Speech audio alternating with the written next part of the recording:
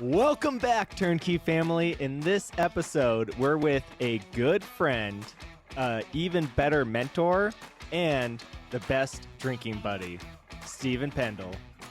This guy's been awesome. He is the man with the plan because he talks about things we don't normally get to speak about here on the podcast. Adding value to the properties by going over its highest and best use. He always likes to say having a slice of watermelon is better than a grape. And we truly wholeheartedly believe that because you need to find the rock stars in your life to get your deals done.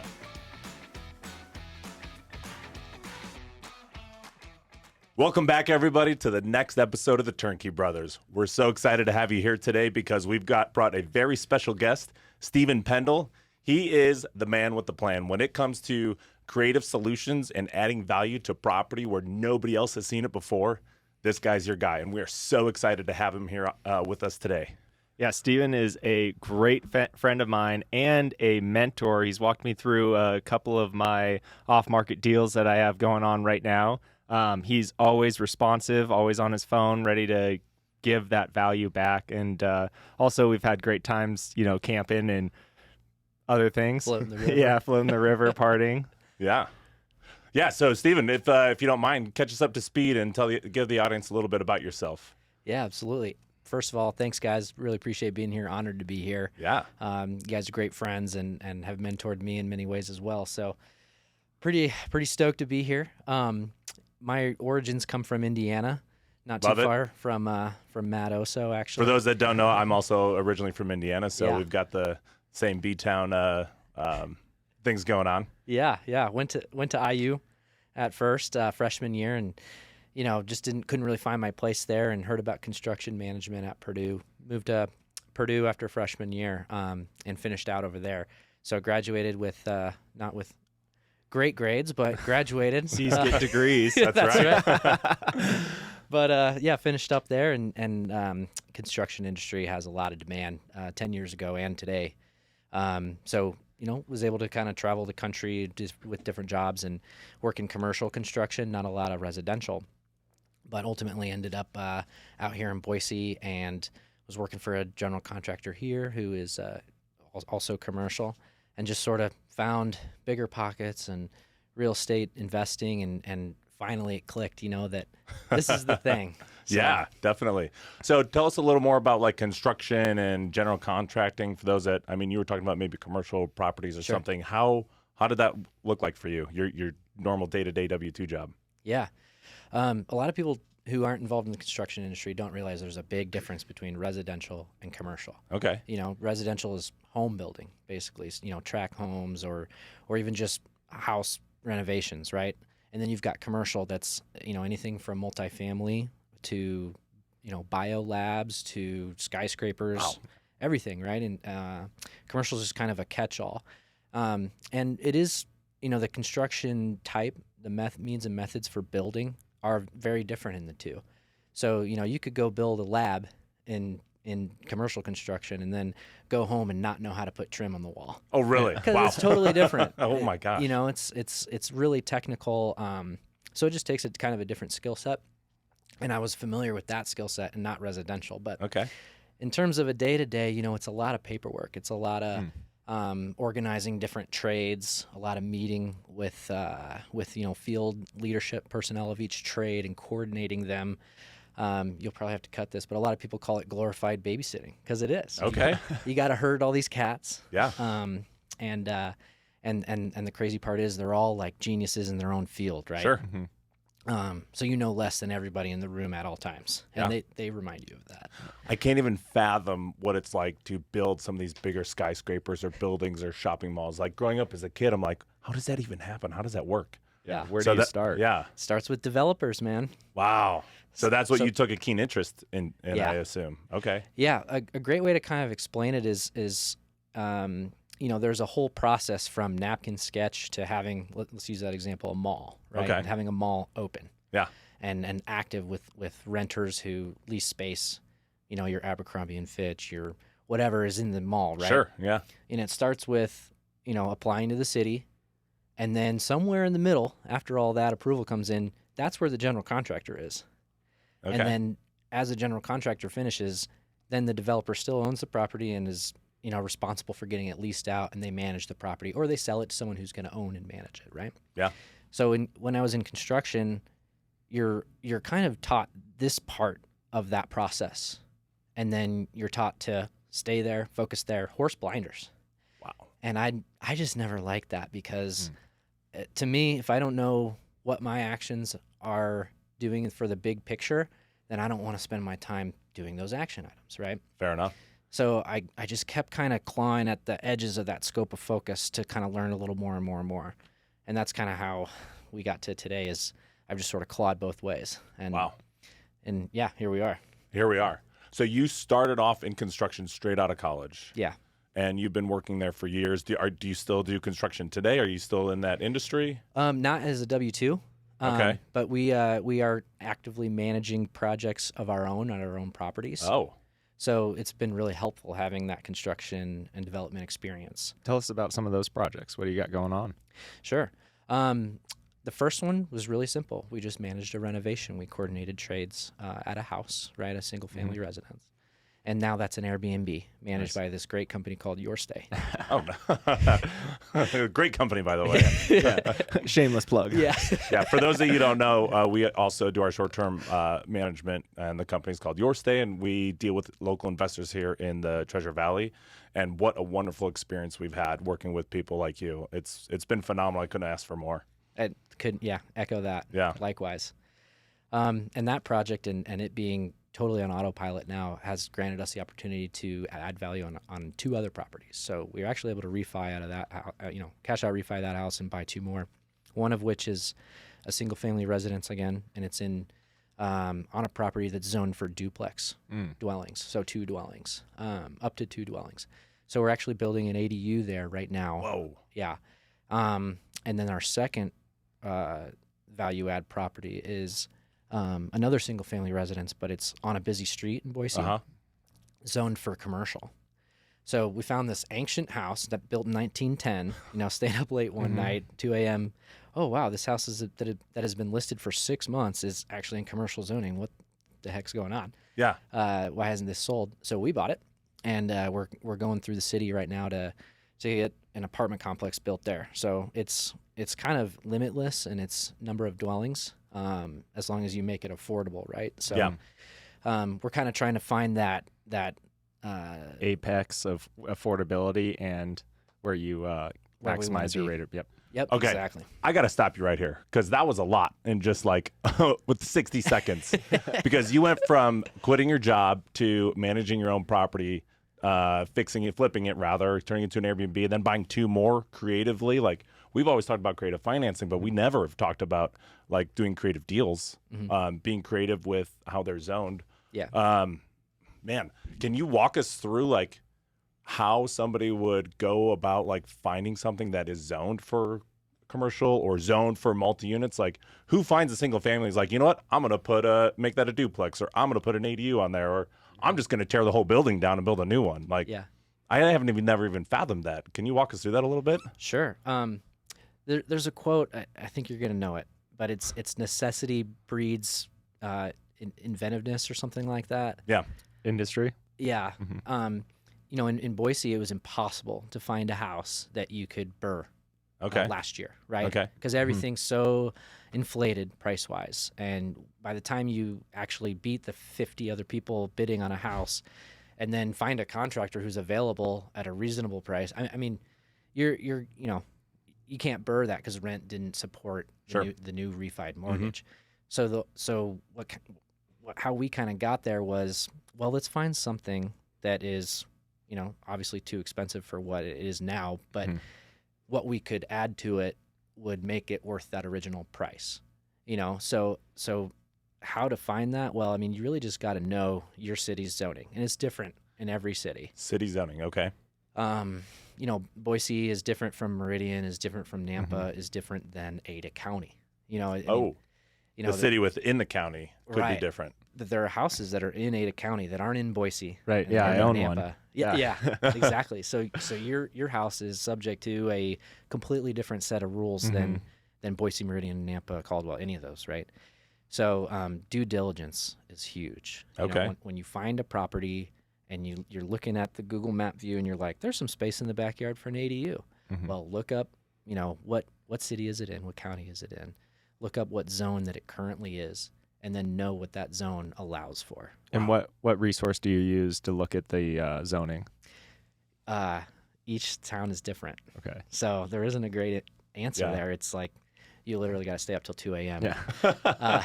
Digging through assessor's office, title company pages, any information you can find on That's some huge. of the resources. Okay. Yep. Assessor is where you start. That's where you start? Honestly. Okay. Some listings, if the agent is savvy to it, they'll say what the zoning is, if that is something. Pertinent. Yes. The house that I found that was commercial, the agent didn't say commercial, so they missed out on a huge opportunity there.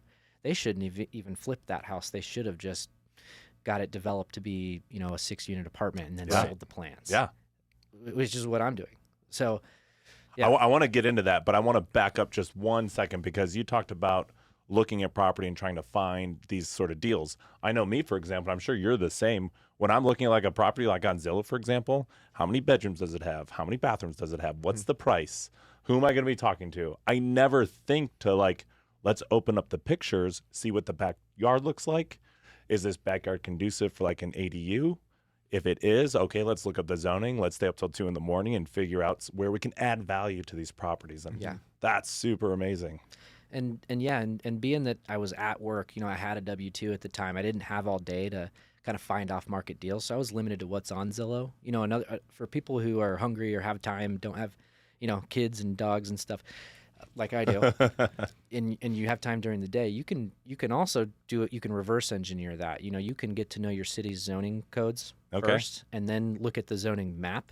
Right? Yeah. Oh. And then start to circle all the properties you want to go door knock or call or whatever. Whoa. So like if I had nothing but time, that's probably what I would do.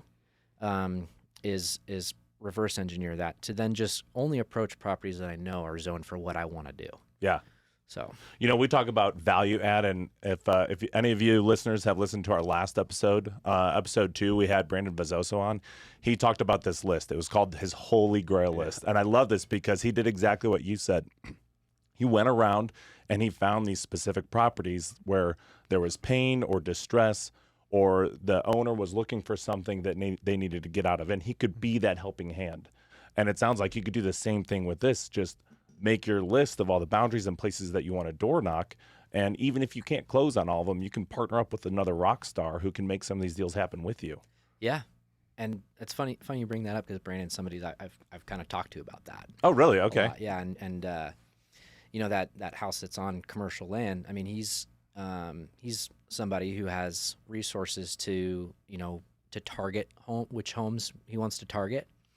So I had actually reached out to him on that one and said, hey, let's target the houses right on this block, all of them. Because I can't go door knock, and I don't know how to have those conversations, and he did. So like we've talked about partnering on that kind of stuff. So you already looked at the zoning for those properties. You already looked at the total acreage, what you could put on. You brought all that value to him and was like, hey, listen, there's a plan here. We can do something with this.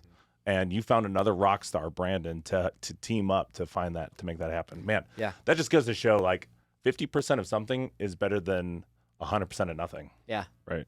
I love that phrase, man. I'd rather have 10% of a watermelon than 100% of a grape. Yeah. My girlfriend's going to hate that I said that on here.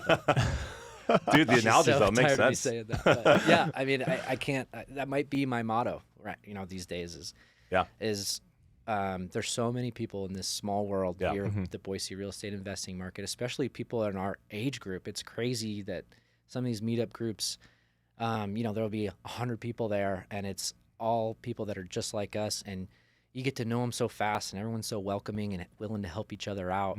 And just that power, that teamwork power is incredible. Well, I feel like this goes back to your original start in construction. You had your blinders on. Okay, I'm in the general contracting side, did you say? Okay, so I'm in the general contracting side, but there's the transaction coordinators, there's the acquisitions, there's the people who are raising the capital, and then on the backside, you've got the people who are doing the marketing and trying to find. So it's like you're taking all those and making that into like your thing now. Yeah. trying to find those individual people in your life that can help make these deals come through. Absolutely. Yeah. Wow. Speaking of finding the right deal, you and I still need to sit down over that Meridian property and go through that. So just like first steps, for our viewers or listeners, I found a property. I know the owner. It's a commercial lot that is around a lot of residential. So it's the last commercial lot in a busy street downtown Meridian. And Meridian is looking to make more high occupancy residential spaces or commercial spaces for residents. And I basically have this deal and I don't know what to do with it. So I called you up and I was like, help me. I have a watermelon. Help me chop it up. Yeah. We got to chop that up, man. That sounds like a really cool project. And I love projects like those because it's like, okay, we have this ugly duckling here right now. And all it's got to do is, I'm mixing up my metaphors here, but it's just got to rehatch. It's like a phoenix. There we go. Yeah. Not an ugly. There you go. and you can really come up with an idea that services the existing owner and the neighbors would like it better, and you can create more value for others who don't even know that property exists to come in and really enjoy it, and it become a value add to their livelihood, to their lives. Right, and that's the key. It's not about us coming in and kind of like getting one up on the seller and finding something that they didn't know they had. They might not have the capital, or they might not have the skill set or knowledge, or the encompassing group of people, the network, to make these deals happen, and they just don't know any better. But it's bringing them that value and showing them like, hey, I'm going to give you this, which is way over market value, and then I'll take on the project. So everybody's a winner. And like you mentioned the neighbors, it's adding that space to society to empower everybody else and help their livelihoods increase. Yeah. You guys really touched on a pain point here, because I've heard a lot of people give real estate investors like a bad vibe. They're coming in, they're driving up the price of things, they're doing all this stuff, but in reality, like what you were just saying, you gave a perfect example. If he's going to go sell his home to just a random person, they're just going to give him what the market's asking. And the market is asking for $150,000 less than what he wants, Right. So he can't sell it. But someone like you who's educated in the space and knows how to operate real estate, like Steven, for example, he can add value and turn it in like this one single family home from 1910 into a brand new multi-unit, let's say it's 6-unit complex that's going to provide affordable housing to people in the area, and it's going to boost the economy.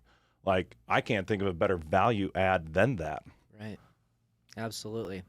I had a conversation the other day with someone that was, complaining about not enough affordable housing.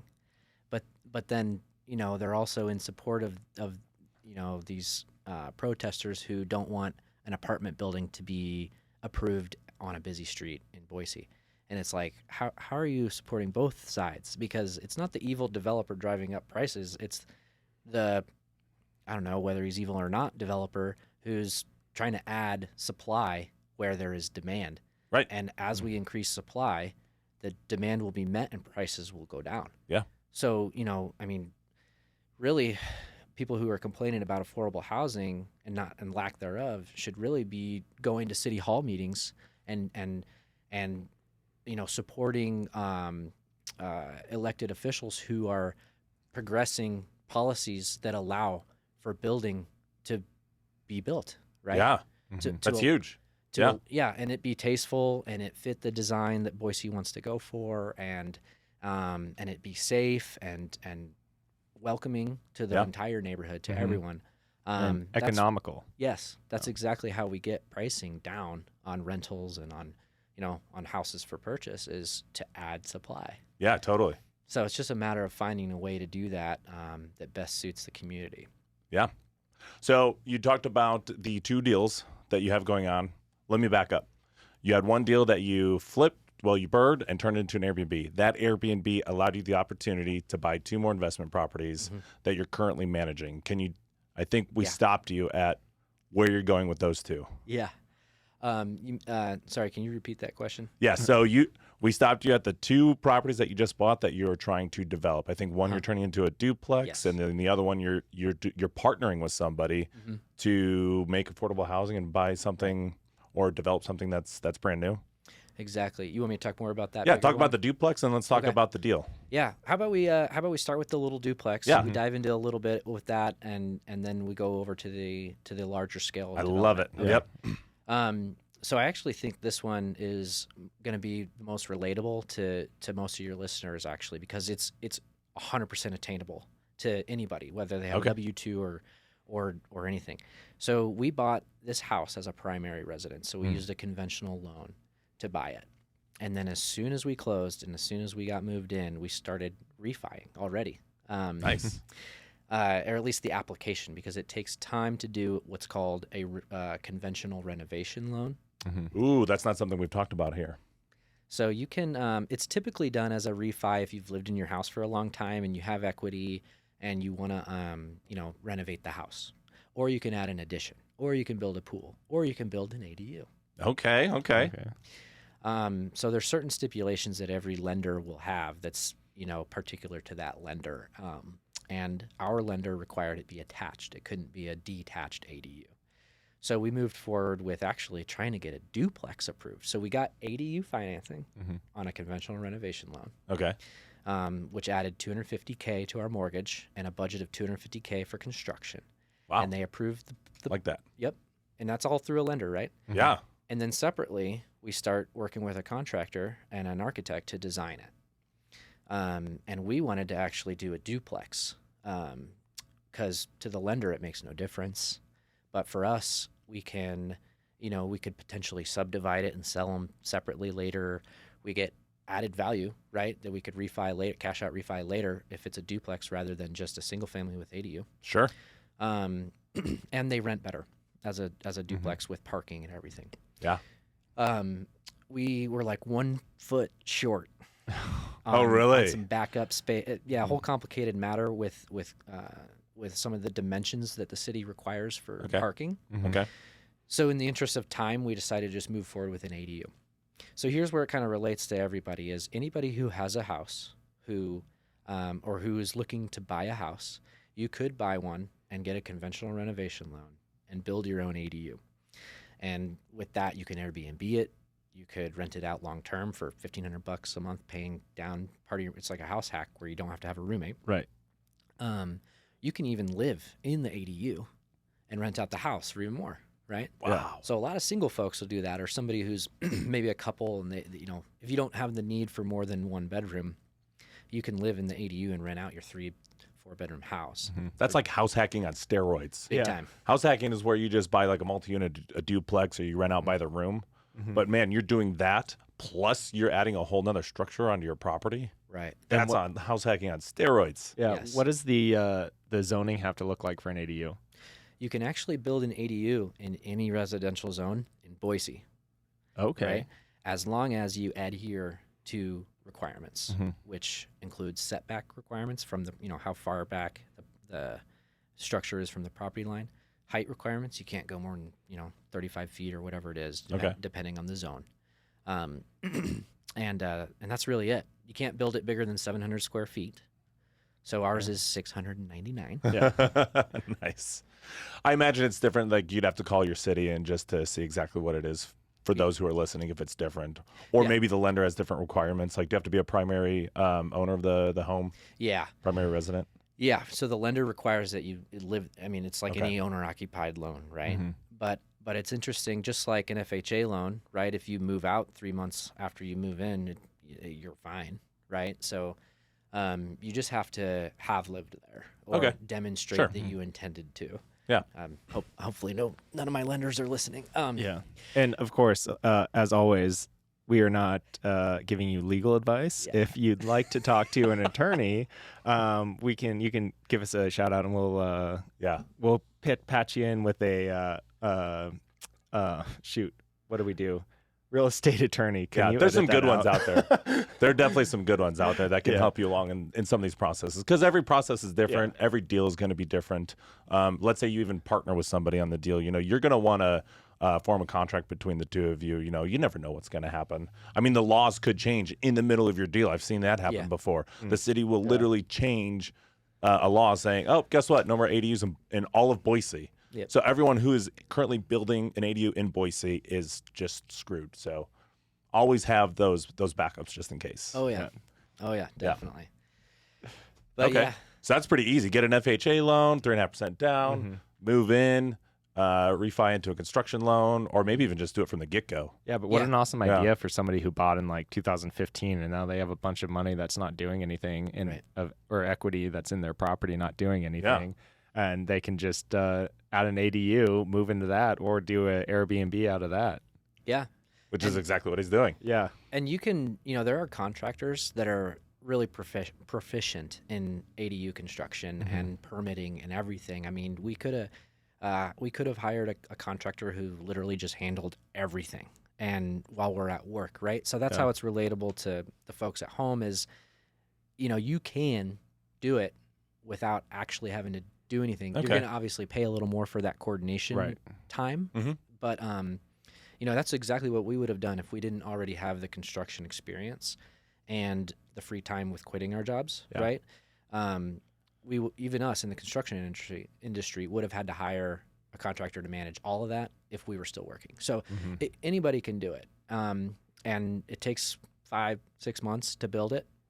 On the front end, it takes a month or two to, maybe 3-4 to get through the city. Sure.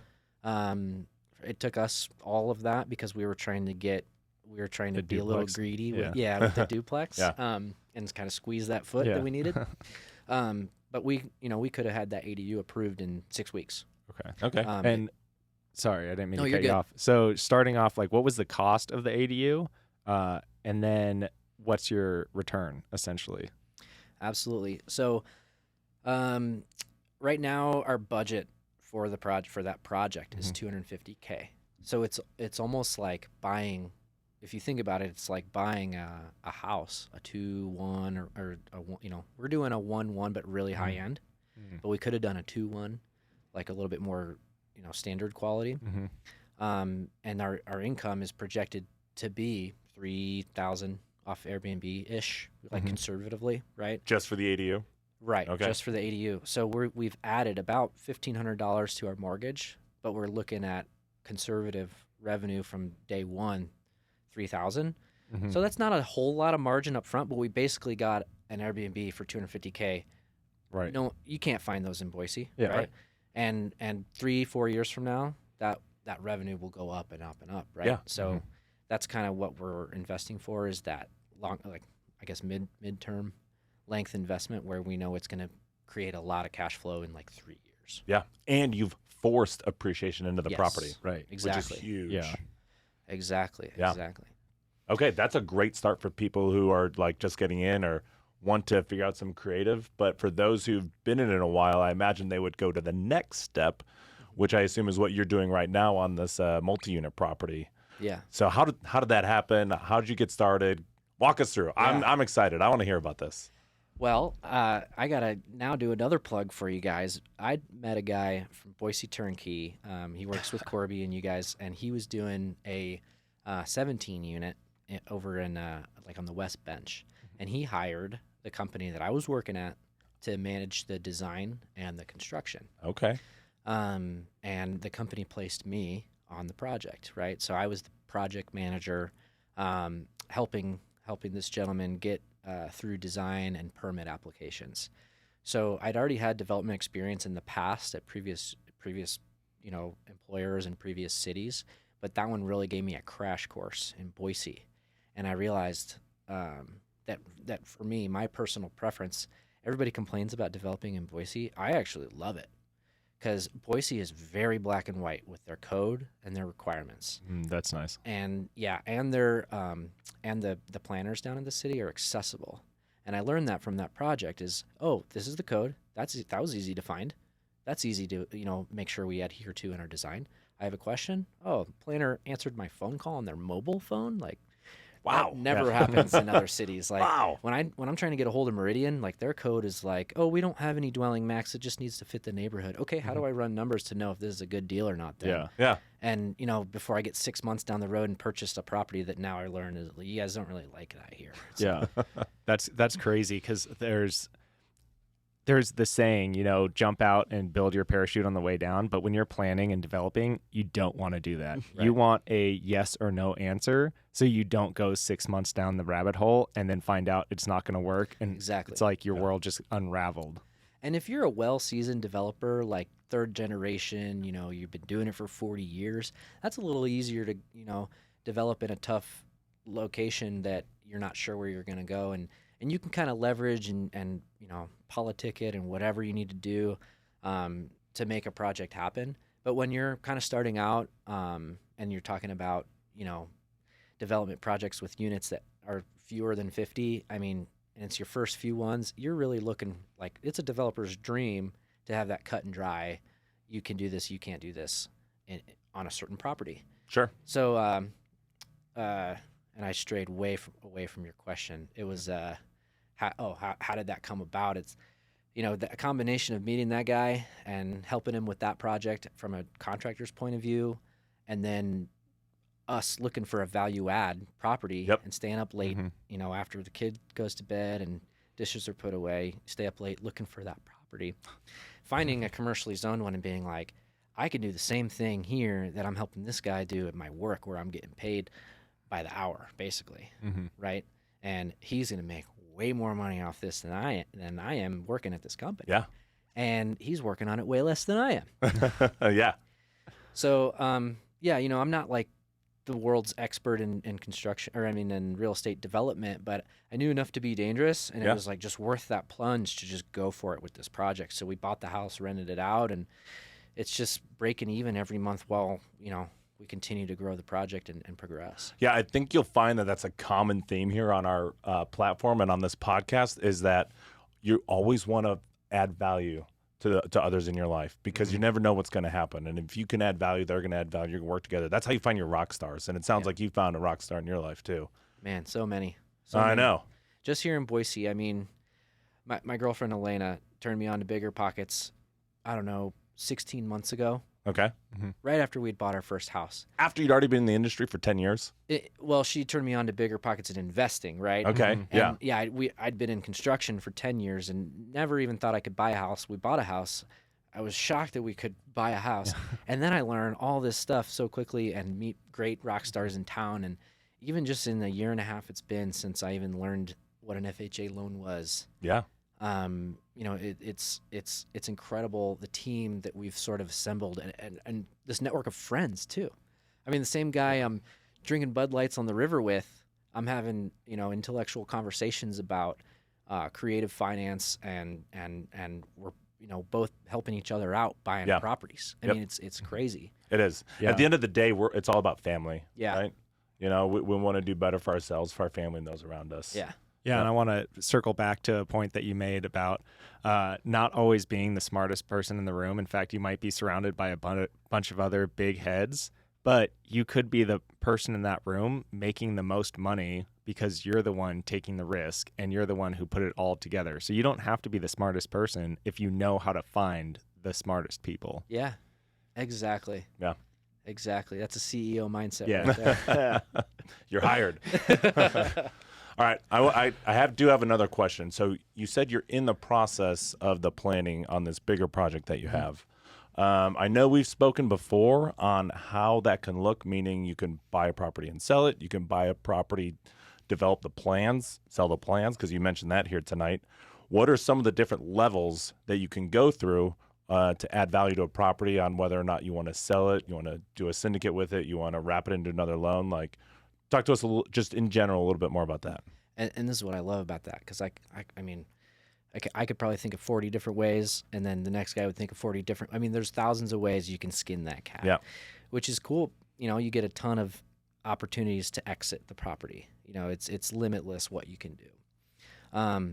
But yeah, for the first thing you want to do is once you understand the zoning and you've bought the property, your due diligence is huge. Can I just kind of use this one as an example? Yeah. No. I don't know why I asked. But But what we did was we had a long close on this property, which wasn't out of like knowledge or experience on my part. It was like purely the seller was just screwing up, and weren't being very responsive. But what that allowed for was we had like 5 months to before we had to close on this property because they were just taking forever to get documents over. But anyway, what we did in that time was, we had meetings with Idaho Power. I had an architect draw up some concept plans. I presented it to the city. They said, have a pre-app meeting. So we were like, okay, we didn't feel ready for that, but let's do it. Had a pre-app meeting with the city, got neighbors' feedback, had a neighborhood meeting all before closing. And all that stuff is pretty standard for developers because they want to know that, hey, we're buying a property that we can develop, right? They want actually approvals before closing. Okay. But that was just all helpful to us. We were going to rent the house out anyway, even if we didn't develop it. So it was like, well, we're buying it anyway. Mm-hmm. But yeah, let's just kind of talk big picture now on what the steps are of development, which is first off, you got to have an idea of what you want to do, highest and best use of that property.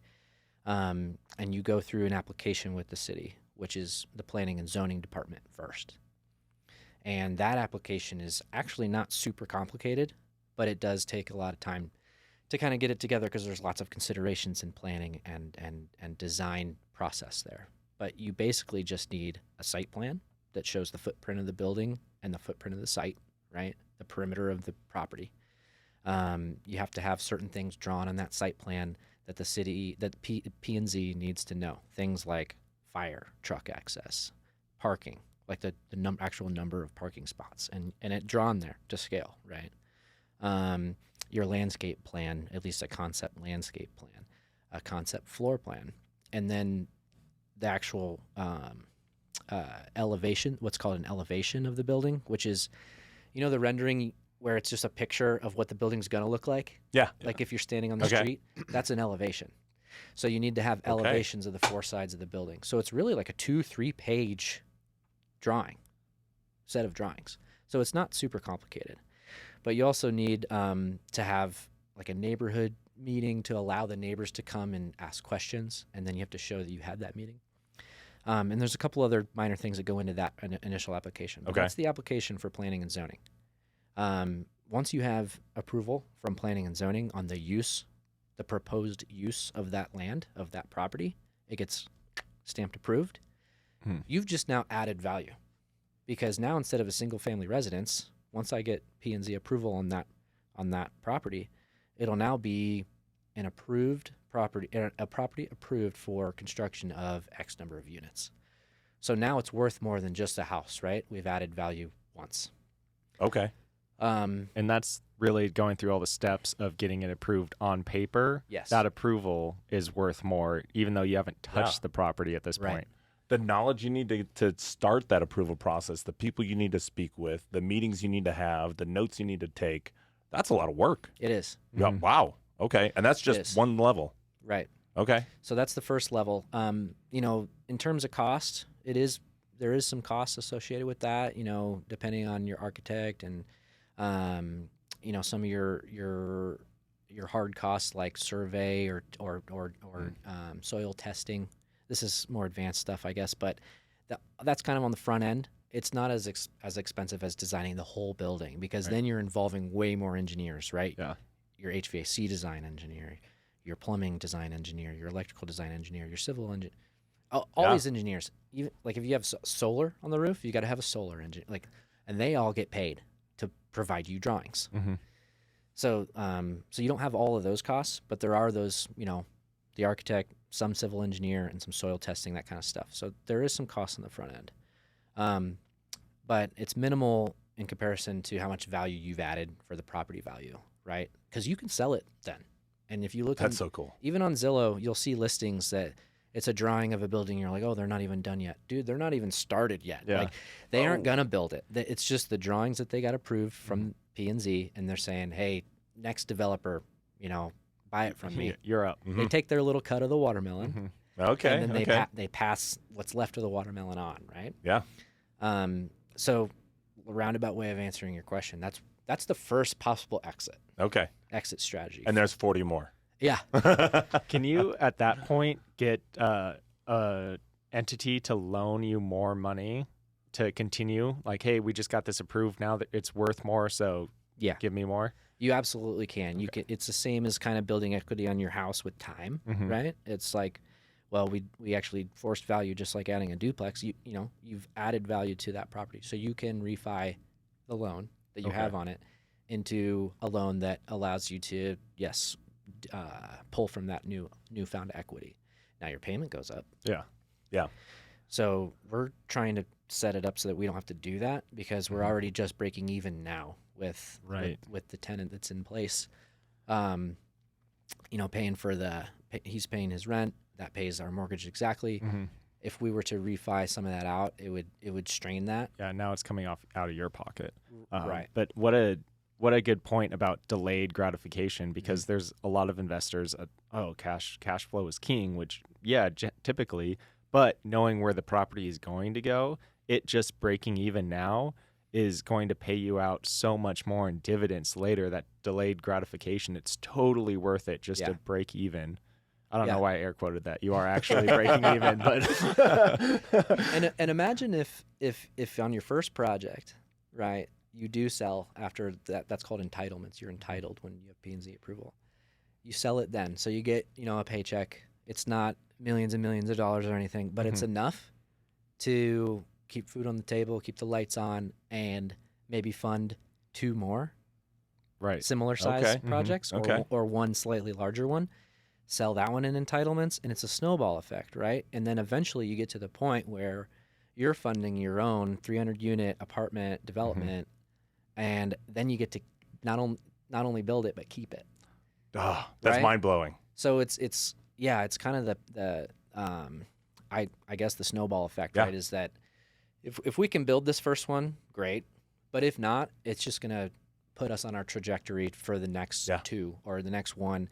And ultimately, that's what I want to do. Is I want to be building 4, 5, 6 of these at a time, keeping one each year, and just supplying a need, which is housing in the area. That's amazing. Yeah. I got to say, you really brought it back full circle for me from the beginning of this episode, talking about how do you build such a big building and how do you get to keep it and how do you get to, go through the process of owning and working with people. And there you go. That's how you do it. Man, I got to tell you, for those listeners out there, this is huge. For those who are looking for properties, they're trying to add value. You talked about highest and best use for that property. You need to get in touch with this guy because he's going to help you. Stephen Pendl, you've been amazing at figuring out how to add value into property and how to help others and team up with rock stars. Before we exit out of here, is there anything else that you want to talk to our listeners about or go over before we go to the end segments? No, I think that's great. I mean, we got through a lot of good stuff here, and if anyone has any questions, feel free to reach out. I love this stuff. Happy to go through it, and I wish we had a whiteboard up here. We could have just really jammed out with scenarios and stuff. Maybe next time. Hey, we'll hold you to it. We'll bring one on next time. That's going to be part 2. Yeah. So touching on that mindset of the snowball effect, the key to that is when you cash out, it's not payday for you. Right. That's keep food on the table, but all of that money goes right back into your next your next investment. And that's how you get the perpetual motion going in your little property generator. Right. Yeah. Exactly. Yeah. Love it. Okay. Final question. The question we ask everybody. What's one small step somebody today can take to further their investment career, get started in real estate, or just get started, networking in general? Yeah. What can they do today? Bite-size action point. Yeah.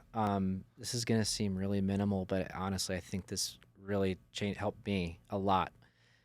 Instead of listening to music on the way to work or on the way to whatever you're doing or at your workout, Spotify has podcasts. Listen to a podcast. The motivation you get from hearing other people's stories, honestly, it's like listening to metal for me, because I get pumped up on what they're talking about. So cool. And it's really has motivated me to want to learn more, want to read more. So honestly, just listening to podcasts rather than pop music when you got Spotify open. That's huge. Yeah, I got my- specifically pop music. Yeah. Specifically. I know I got my start in Car University. I imagine you Yes. got your start in Car University Oh as yeah, well. you can learn more driving to and from your work or school than a 4-year degree will ever give you. And I'm a testament to that. I agree. Yeah. I agree wholeheartedly. Absolutely. And you can actually even start by listening to the Turnkey Brothers podcast. Yeah. Yeah. Number one on my listens, on my likes. So I love it. Love it. All right, Stephen. Well, hey, we really appreciate having you on today. If somebody wanted to reach out to you, how could they do that? yeah, veradevelopment.net. It's our website. I'm also on Facebook, Stephen Pendl. But yeah, don't really have an Instagram or anything like that. So just email me, Stephen@veradevelopment.net, or find us on the website or Awesome. Facebook. Yeah. Yeah. You guys need to get in touch with this guy. He's killing it. Looking forward to it. Yeah. Yeah. Yeah, thanks for All being on, man. Appreciate you Yep. guys. You guys are the real rock stars. You're the real MVP. Well, hey, listeners, thanks again for joining with us today. It's been a wonderful experience, and we look forward to seeing you guys next time. Hey, everyone. We're the Turnkey Brothers, and thanks for tuning in with us today. Don't forget to smash our algorithm with those likes, subscribes, and sharing it with someone you think would benefit from this episode. Also, don't forget to follow us on your favorite social media platforms at Turnkey Brothers.